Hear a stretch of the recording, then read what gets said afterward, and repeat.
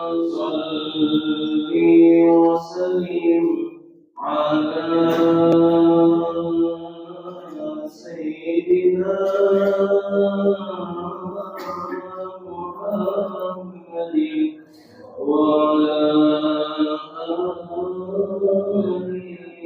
سيدنا محمد. اللهم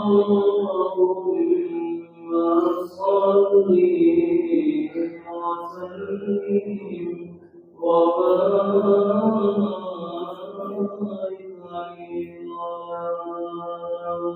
عليه يا رسول الله سلام عليك يا رافع الشان والدرج أبدا يجيب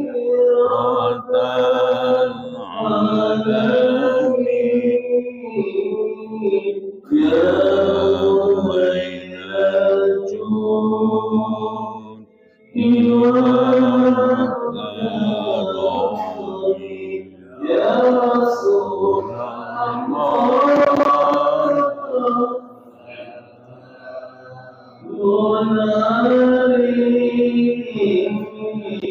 يا ربي عساني والدرج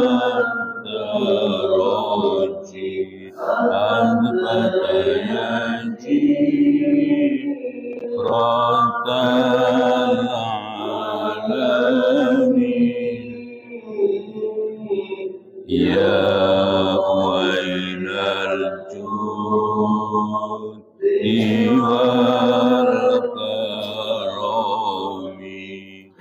Assalamualaikum warahmatullahi wabarakatuh. Alhamdulillahi nahmaduhu wa nasta'inuhu wa nastaghfiruh wa na'udzu billahi min shururi anfusina wa min sayyiati a'malina.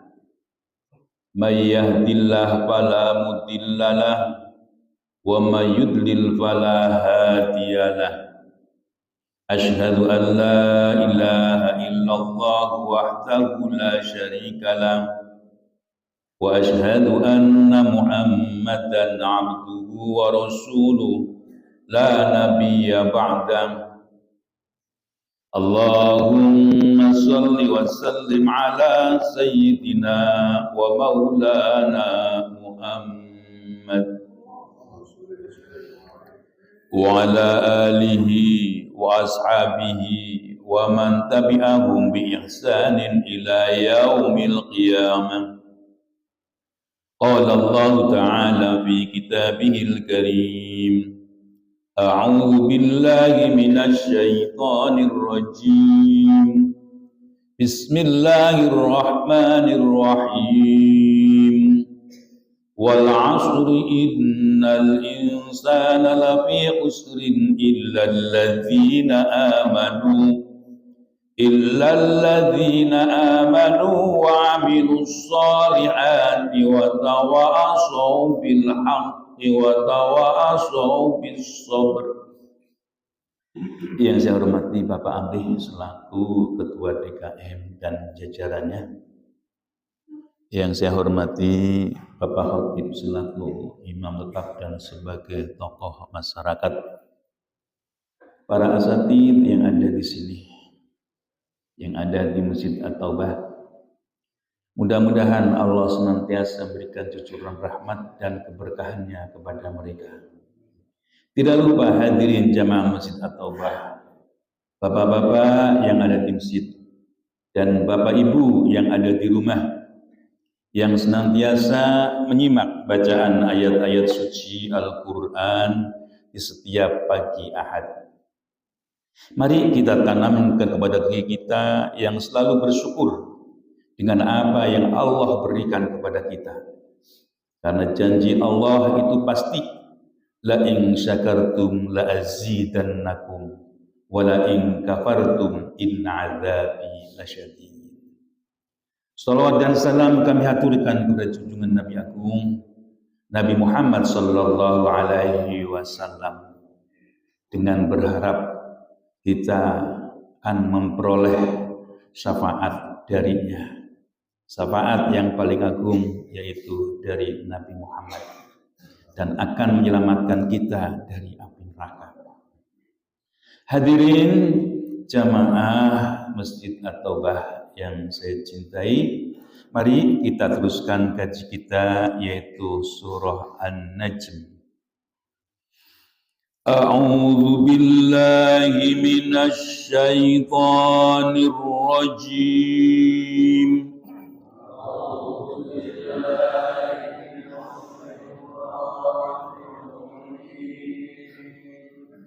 Bismillahirrahmanirrahim.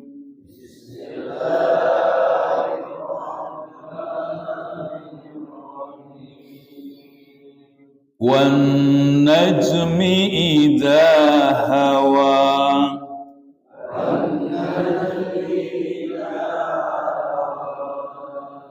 Ma dhalla sahibukum wa ma ghawa.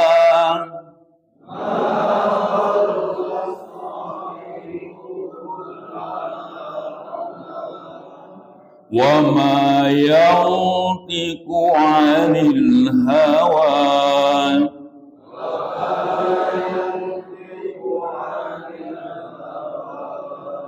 In huwa illa wahyun yuha.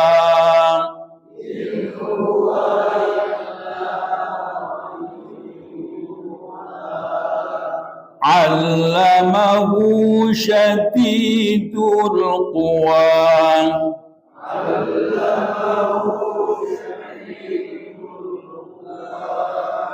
Dzu mirratin fastawa.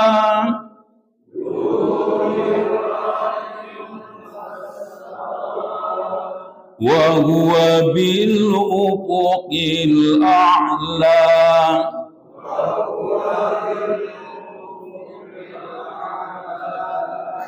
Thumma dana fatadalla.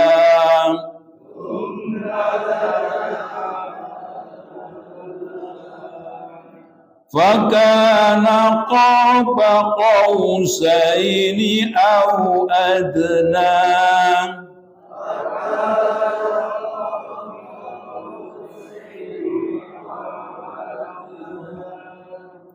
Wa auha ila abdihi ma auha.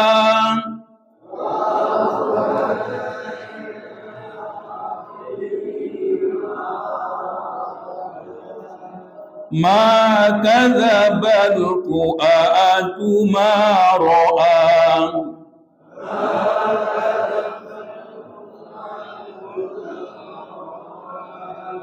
Afatumarunahu ala ma yara.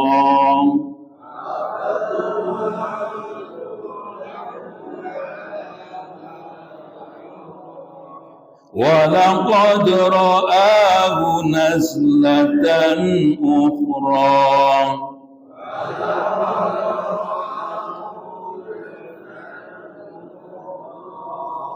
Inda sidratil muntaha.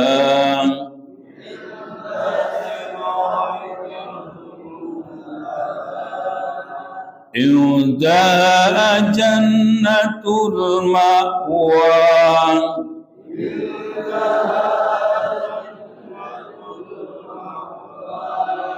Idh yaghsha sidrata ma yaghsha.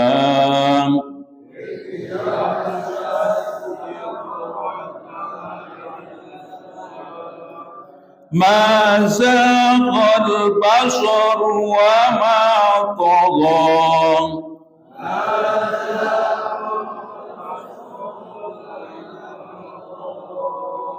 laqad ra'a min ayati rabbihil kubra.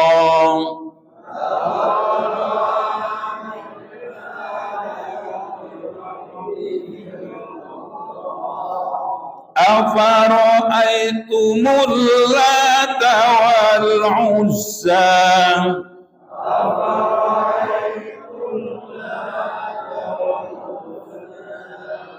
wa manatas salisatal ukhra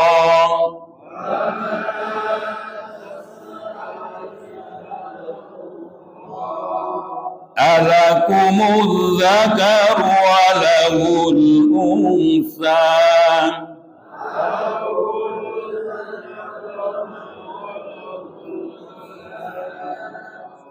tilka idzan qismatun dhiradza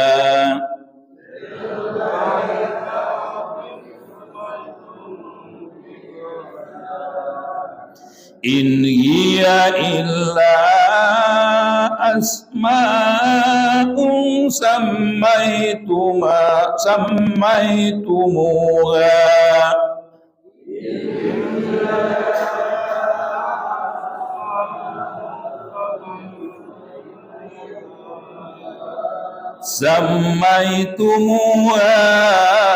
antum wa aba'ukum ma anzalallahu biha min sultan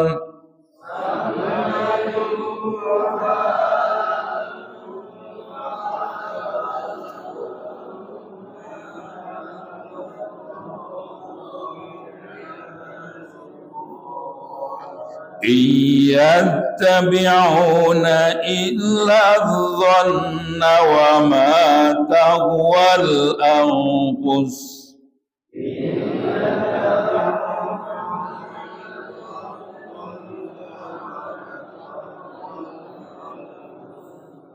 wa laqad ja'ahum min rabbihimul huda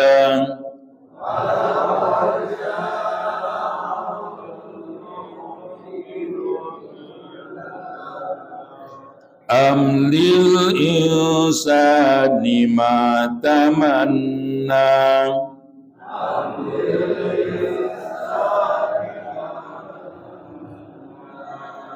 falillahil akhiratu wal ula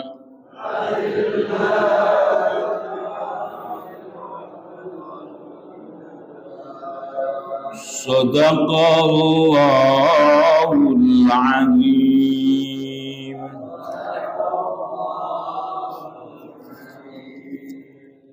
An-Najm.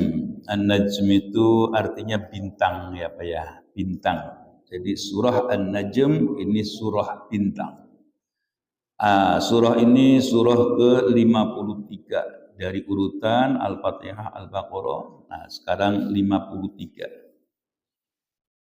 Sedangkan turunnya ini sebenarnya kalau kita lihat dalam beberapa penjelasan tafsir setelah surah Al-Ikhlas.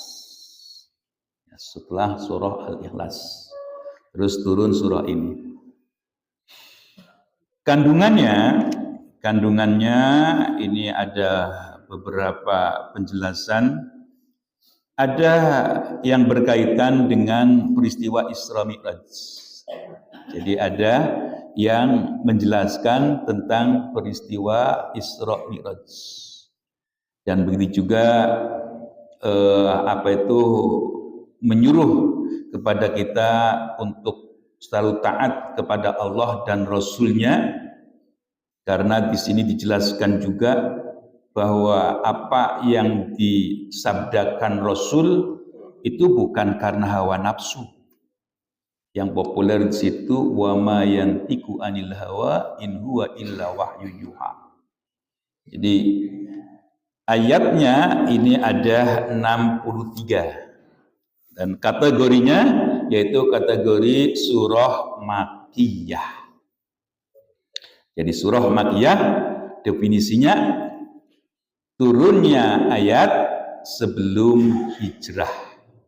Kalau surah Madaniyah yaitu surah yang turunnya setelah Nabi hijrah. Karena nanti ada surah yang Nabi Muhammad itu setelah hijrah turunnya di Makkah ketika Fathu Makkah.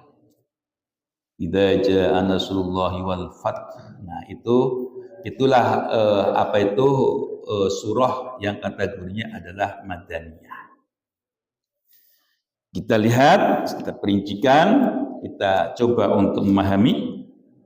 Wan najmi idza hawa ma dhalla sahibukum wa ma ghawa. Wan najmi, ini kalau dilihat wa itu wawu qasam ya Pak ya. Wawu qasam. Wawu qasam itu wawu sumpah. Ya.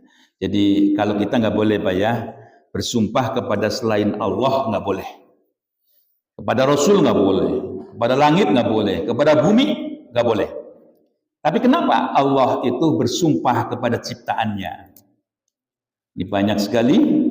Jadi wal asri demi waktu, wad duha demi waktu duha, wal laili demi waktu malam, wasyamsi demi matahari, wal qamari demi rembulan, wan najmi yaitu demi bintang-bintang. Nah, ini bintang inilah yang dijelaskan, ada yang menyatakan di dalam tafsir yaitu bintang Suraya. Bintang Suraya itu bintang yang redupnya itu ketika terbit fajar. Jadi dulu Pak, bintang-bintang itu suka dibaca oleh dukun-dukun. Jadi dukun itu suka memperhatikan langit, ya, nanti ada beberapa yang terjadi pergeseran, nanti dia tafsirkan. Nanti akan terjadi begini, akan terjadi begini. Nah, itu biasanya seperti itu. Makanya nujum ahlun nujum itu ahli perbintangan. Ya, jadi orang yang suka menduga-duga ya terjadinya bintang-bintang yang ada di atas itu ada kaitannya dengan terjadinya manusia. Nah, oleh karena itu di sini dijelaskan wan najmi idza hawa, wan najmi dan demi bintang idza hawa ketika terbenam. Maka dijelaskan lagi ma dhalla sahibukum wa ma ghawa. Ini sahibukum itu artinya adalah sahabat kalian. Sahabat kalian yang dimaksud adalah Nabi Muhammad. Jadi Nabi Muhammad itu tidak sesat dan tidak juga keliru. Ya, jadi Nabi Muhammad itu tidak pernah sesat dan tidak pernah keliru. Ya, melihat keadaan yang seperti apapun itu tidak ada berkaitan dengan kesesatan Rasul, nggak ada. Karena lebih dari itu, wa ma yantiqu 'anil hawa in huwa illa wahyun yuha 'allamahu syadidul quwa dzu mirratin fastawa wa huwa bil ufuqil a'la. Jadi Nabi Muhammad itu tidak sesat dan tidak keliru. Karena apa? Wa ma yantiku, apa yang beliau ucapkan itu bukan dari hawa nafsunya. In huwa illa wahyu yuha, kecuali dia itu adalah wahyu yang diturunkan. Bahkan kekeliruan Rasulullah itu sebagai contoh. Ya, sebagai contoh. Jadi umpamanya Nabi Muhammad ketika duduk-duduk terus di situ ada Ummi Maktum yang datang dan Rasulullah itu bermuka masam. Rasulullah lalu ketika ditegur tidak marah. Tidak marah. Ya, jadi walaupun itu kekeliruan tapi sebagai contoh. Kalau kamu mengalami kekeliruan, walaupun kamu dianggap sebagai orang alim, jangan sombong. Lihat Rasulullah ketika didatangi oleh Ummi Maktum dan di situ ditegur oleh Allah, langsung Dia paham bahwa orang yang datang, orang yang tidak punya apa-apa itu memerlukan Rasul. Sedangkan orang-orang yang kaya, orang-orang penggede belum tentu membutuhkanmu. Nah ini, ya. Nanti ada beberapa contoh yang Rasulullah menyatakan ini makruh, tapi dicontohkan. Umpamanya orang bertawaf. Bertawaf itu kalau umpamanya sehat, terus menunggang kuda. Rasulullah menyatakan yang seperti ini makruh, tidak baik. Ya umpamanya orang sehat gitu ya, terus dia bertawaf pakai kursi roda, sah-sah, tapi makruh. Ya pakai kursi roda yang tidak bisa jalan, pakai kursi roda yang dalam keadaan terpaksa. Nah ini, ya jadi ada beberapa yang Rasulullah contohkan itu bagaimana mengatasinya. Bagaimana kalau sudah terlanjur berbuat salah. Ya, jangan kita itu menunjukkan keakuannya. Ya, jadi di sini Rasulullah apa yang beliau perbuat bukanlah karena dorongan nafsu. Kalau orang Pak berbicara terus didorong oleh hawa nafsu, itu walaupun orang pinter jadi kelihatan bodohnya. Ya kan? Kalau dia itu orang berbicara karena hawa nafsunya, walaupun dia orang pinter, walaupun dia orang alim, maka kelihatan bodohnya. Dia mestinya membela orang-orang yang papa, orang-orang yang tidak punya, orang-orang yang dianiaya, karena dia itu memalingkan kebenaran, maka dia membela orang yang berbuat zalim. Orang banyak yang mesti dibela ditinggalkan dengan dalil, memaksakan dalil tertentu. Nah ini banyak kejadian yang seperti itu. Makanya para alim ulama itu dibagi menjadi dua.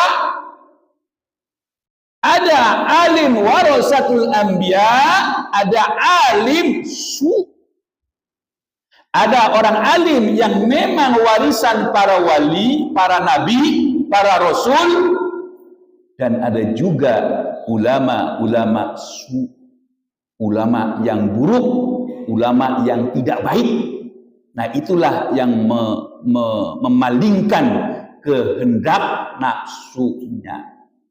Makanya Rasulullah itu tegaskan, dia itu berucap bukan karena keinginan dia semata, tetapi beliau berucap itu karena bimbingan dari Allah. Siapa yang membimbing? Allamahu syadidul quwa dzu mirratin fastawa wa huwa bil ufuqil a'la. Di sini dinyatakan allamahu syadidul quwa, yaitu yang mempunyai kekuatan yang dahsyat. Dzu mirratin fastawa, yang mempunyai kekuatan juga dan sempurna. Siapa dia? Malaikat Jibril. Jadi yang memberikan wahyu itu, kalau Allah menurunkan wahyu ada dua bentuk, Pak. Ada yang melalui Jibril, ini yang paling banyak. Dan wahyu inilah yang Allah turunkan kepada para nabi, yaitu malaikat Jibril. Ya, malaikat Jibril kepada Nabi Adam, Idris, Nuh, Soleh, sampai kepada Nabi Muhammad itu Jibril. Makanya yang memberi wahyu adalah malaikat Jibril. Siapa Jibril itu? Nah, dijelaskan syadidul quwa, yaitu yang kuat. Kalau malaikat itu Pak, itu mempunyai sayap. Malaikat Jibril itu sayapnya sampai 600 sayap. Satu sayap Pak, kalau untuk gempit bumi itu langsung remek, hancur. Nah itu sayapnya malaikat Jibril. Nanti ada lagi sayapnya yang lebih baik, yang lebih banyak lagi. Ada 1200, bayangkan seperti apa ya, yaitu Israfil. Jadi yang nanti yang lebih dekat kepada Allah itu sayapnya lebih banyak lagi. Dalam satu riwayat nanti ada malaikat yang berada di Arsyistawa di sekitar Sidratul Muntaha itu sampai 2.400 sayap. Nah itulah sayapnya itu besar dan ya itulah kuasa Allah ya. Nabi Muhammad itu diperlihatkan diperlihatkannya Jibril itu kalau nggak salah 2 kali. Di antaranya yaitu ketika berada di Sidratul Muntaha. Ya, jadi ketika berada di Sidratul Muntaha, di sana itu Nabi Muhammad akan naik ke atas datang kepada Allah, dan disitulah Jibril itu tidak mau menemani itu karena apa? Karena itu bukan makomnya. Jadi Rasulullah yang khusus yang menghadap kepada Allah untuk menerima sholat 5 waktu. Nah di situ juga malaikat Jibril menunjukkan ini sayapku sampai 600 sayap yang berada pada malaikat Jibril. Masya Allah gedenya ya Pak ya. Dan nanti kalau di sini yaitu dijelaskan ketika Rasulullah itu duduk di situ malaikat Jibril itu datang dan sampai dari jauh mengecil sampai seperti busur berhadap-hadapan seperti ini. Itu dekatnya dengan Rasul itu sampai seperti itu. Ya. Jadi siapa itu Jibril? Jibril itu ada beberapa julukan yang lain. Yaitu Ruhul Kudus. Ruhul Kudus ada ruh yang bersih, ruh yang suci. Nah itu malaikat Jibril. Julukan yang lain juga Ruhul Amin, yaitu ruh yang dapat dipercaya. Karena dia memperoleh pesan dari Allah yang disampaikan kepada para nabi. Jadi pasti benarnya. Apa yang disampaikan oleh Rasul, yang disampaikan oleh Jibril kepada para nabi itu pasti benarnya. Ya bagaimana ketika Nabi Muhammad awal menerima wahyu, Iqra ya Muhammad, Iqra ya Muhammad, Iqra ya Muhammad. Nabi Muhammad menyatakan ma'ana biqari, kemudian diajari oleh malaikat Jibril, Iqra bismi rabbikal ladzi khalaq, khalaqal insana min 'alaq, Iqra wa rabbukal akram, alladzi 'allama bil qalam, 'allamal insana ma lam ya'lam. Nah ini 5 ayat yang turun itu jelas sekali. Pertama yang diajarkan yaitu bagaimana ciptaan Allah yang terbentang ini berupa jagat raya. Diteruskan lagi pembelajaran yang ada, kita bisa baca, kita bisa mengetahui nama-nama yang ada di bumi karena Allah yang berikan pembelajaran. Dalam surah yang lain, wa 'allama Adamal asma'a kullaha summa 'aradahum 'alal malaika. Nah ini bukti bahwa kita itu tahu bukan karena siapa-siapa, tapi karena Allah yang membimbing. Ya, Allah yang mengajarkan kepada kita. Dan pengetahuan inilah yang menjadikan manusia itu diberikan kekuasaan sebagai khalifah di atas bumi. Hadirin jamaah subuh yang berbahagia. Nah itu, jadi malaikat Jibril itu mempunyai beberapa nama, yang nama itu melekat karena berkaitan dengan tugas, berkaitan dengan apa yang dibawa itu pasti benarnya. Wa huwa bil ufuqil a'la, dan dialah berada di ufuk yang paling tinggi. Summa dana fatadalla, kemudian dia mendekat dan dia turun. Nah itulah ketika beliau itu turun menghadap Rasulullah. Fakana qaba qausaini au adna. Fakana, dan keberadaannya qaba itu ukurannya, jaraknya, qausaini itu laksana busur 2. Au adna atau lebih dekat.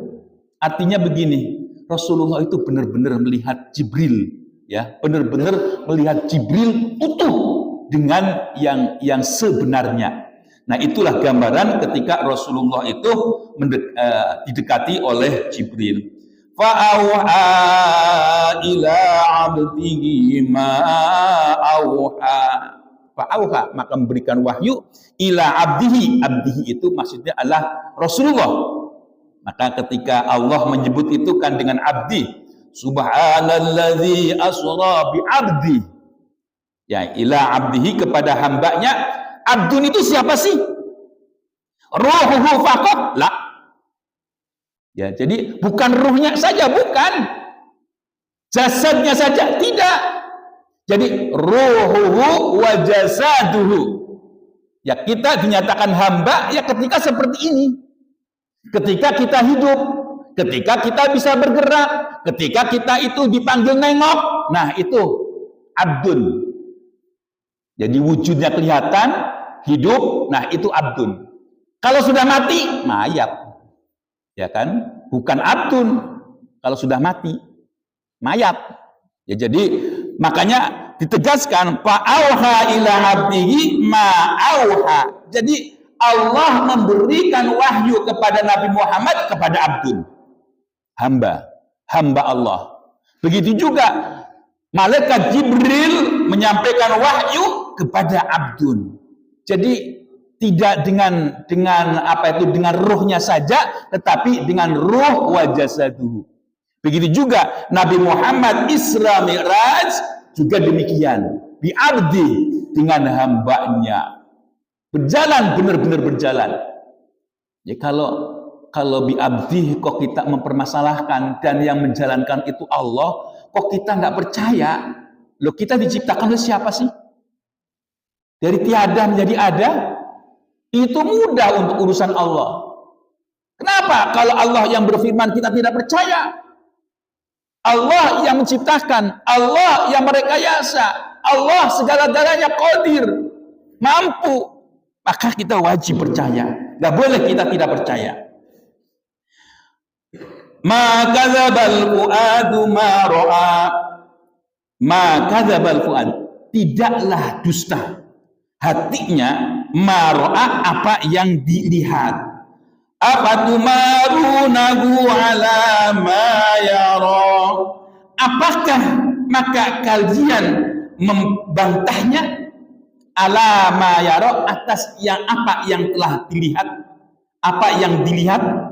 Walaqad ra'ahu nazlatan ukhra inda sidratil muntaha. Nah, ini penjelasannya. Apakah kamu itu, hatimu itu mengingkari bahwa Rasulullah itu tidak berhadapan-hadapan, atau mengingkari bahwa Rasulullah itu berhadapan-hadapan dengan Jibril? Kamu mengingkarinya. Apakah kamu itu mau mengada-ada? Artinya menolak juga. Nah, inilah penjelasan dari bahwa Rasulullah itu pernah bertemu dengan Jibril dalam bentuk yang utuh. Dalam bentuk yang apa itu, yang nyata, yang sebenarnya. Ya kan, kalau para malaikat itu kan bisa berubah-ubah, itu biidznillah. Ya, biidznillah. Jadi menyerupai orang soleh, menyerupai peminta-minta, menyerupai ini untuk menguji manusia.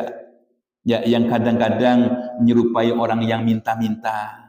Ini biasanya untuk menguji orang-orang yang dermawan. Orang-orang yang dermawan itu biasanya diuji lebih dari itu. Apakah ini dia benar-benar memberikannya karena Allah atau karena ingin dipuji?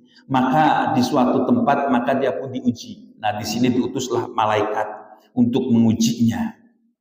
Ya, jadi inilah penjelasan dari Allah yang menyatakan bahwa Nabi Muhammad itu pernah melihat, yaitu pada tempat yang lain.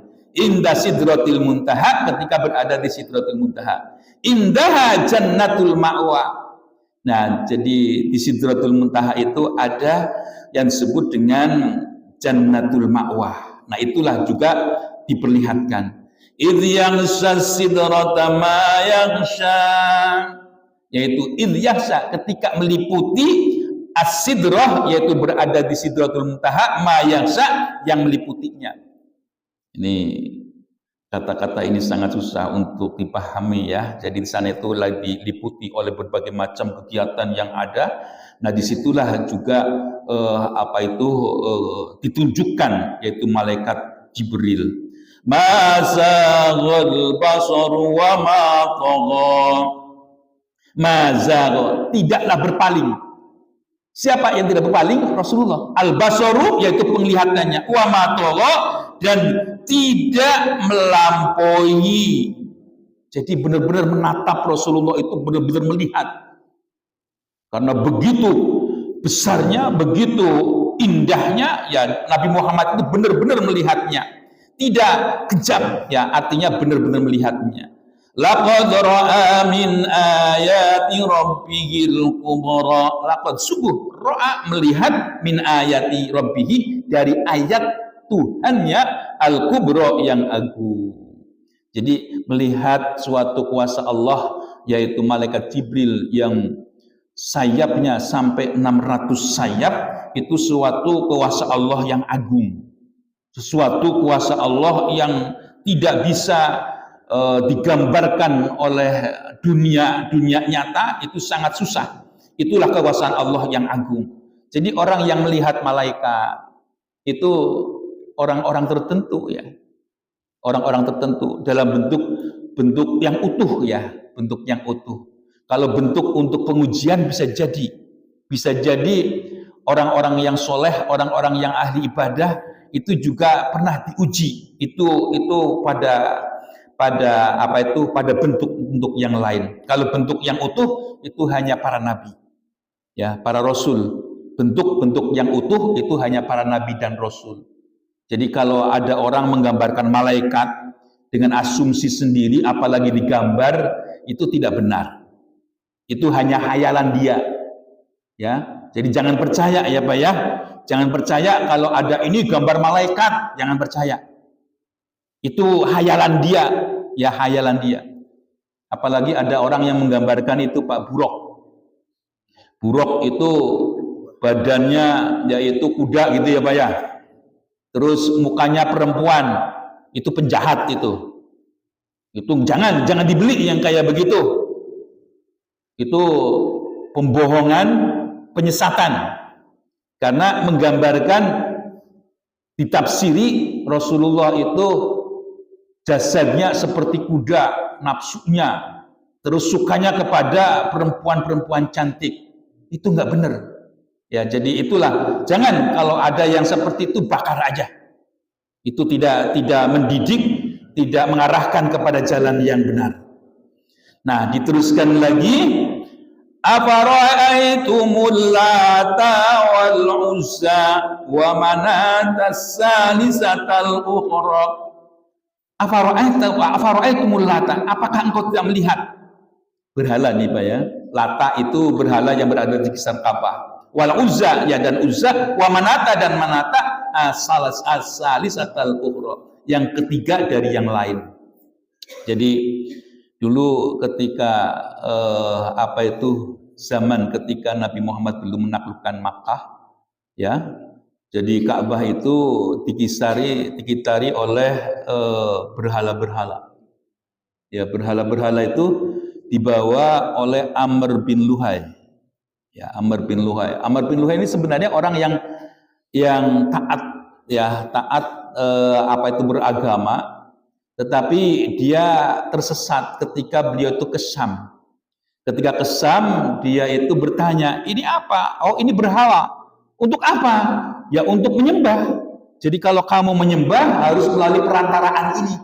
Kalau tidak melalui perantara ini, nggak bisa diterima.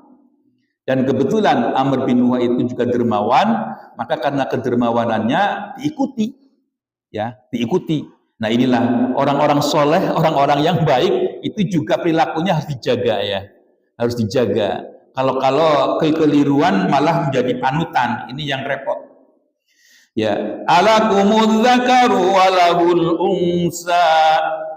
Alakum, bagimu, apakah bagimu az-zakaru, yaitu lelaki, walahul unsa, dan baginya Allah itu perempuan. Ini juga orang-orang kafir Quraisy itu suka menggambarkan kalau laki-laki itu untuk keluarganya, untuk sukunya, untuk bangsanya. Dan untuk perempuan itu untuk Tuhan. Nah inilah gambaran yang tidak dibenarkan. Maka dinyatakan tilka idzan qismatun diza. Tilka idzan qismatun, itulah pembagian yang sesat. Ya, yang tidak dibenarkan. Karena apa? In hiya illa asma'um sammaitumuha antum wa aba'ukum ma anzalallahu biha min sultan. Bahwa pemberian nama yang ada, ya pemberian pembagian tersebut itu penamaan dari mereka, dari dugaan-dugaan orang kafir Quraisy. Kalian antum wa aba'ukum, dan bapak kalian ma anzalallahu biha min sultan. Allah tidak menurunkan yang seperti itu. Adanya pembagian laki-laki untuk keluarganya, perempuan untuk Allah, itu enggak ada. Ya, jadi dinyatakan bahwa itu hanya dugaan-dugaan. Iyattabi'una illa dhanna wa ma tahwal anfus wa laqad ja'ahum min rabbihimul huda. Iyattabi'una, kalaulah dia itu mengikutinya illa dhann, kecuali hanya mengikuti perkiraan. Wa ma tahwal anfus, dan apa-apa yang merupakan keinginan dari jiwa mereka. Walaqad ja'ahum min rabbihimul huda, dan sungguh Allah telah mendatangkan untuk mereka yaitu petunjuk.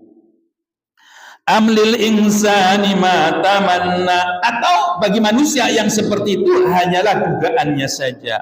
Walillahil akhiratu wal ula, bagi Allah itulah akhir dan yang pertama. Jadi begini Pak ya, kalau urusan akidah yang berkaitan dengan Allah, yang berkaitan dengan Rasul, berkaitan dengan Al-Quran, berkaitan dengan kiamat, berkaitan dengan qada dan qadar, jangan ngarang.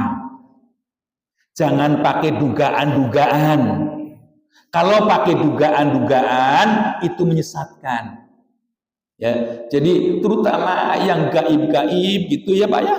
Yang gaib-gaib itu jangan pakai asumsi, jangan. Itu menyesatkan. Ya contoh yang pakai asumsi, yaitu dukun-dukun Mbak. Itu pakainya asumsi-asumsi, anggapan-anggapan yang sebenarnya tidak ada dalam Al-Quran ataupun hadis. Jadi kalau masalah keyakinan, kita itu harus merujuk kepada Al-Quran. Karena yang berhak untuk menunjukkan yang gaib itu yang maha gaib, yaitu Allah, yang menurunkan wahyu melalui Rasulnya. Makanya Allah kenalkan. Allah mengenalkannya gamblang sekali, gak susah. Qul huwallahu ahad, Allahus samad, lam yalid wa lam yulad wa lam yakul lahu kufuwan ahad. Itu Allah memperkenalkan dirinya. Katakanlah bahwa dia Allah itu esa. Allah itu tempat bersandar. Allah tidak beranak dan tidak diperanakan. Tidak ada yang sekufu, tidak ada yang punya kesamaan. Nanti kalau kita lihat dalam surah Al-Baqarah yang terkenal dengan ayat kursi, Allahu la ilaha illa huwal hayyul qayyum la ta'udhuhu sinatu wa la naum, ila akhir ayat. Nah itulah Allah menggambarkan dirinya itu seperti itu. Jangan kita gambarkan Allah menurut asumsi kita, itu menyesatkan. Itulah orang-orang jahiliyah itu yang menggambarkan Tuhan pakai asumsi sendiri. Wa kam mim malakin fis samawati wal la tughni syafa'atuhum wallahu a'lam bissawab. Itulah yang dapat sampaikan di pagi hari ini. Sudah barang tentu yang benar datangnya dari Allah, yang salah dari saya semata. Billahi taufiq wal hidayah wal 'afwu minkum. Wassalamualaikum warahmatullahi wabarakatuh.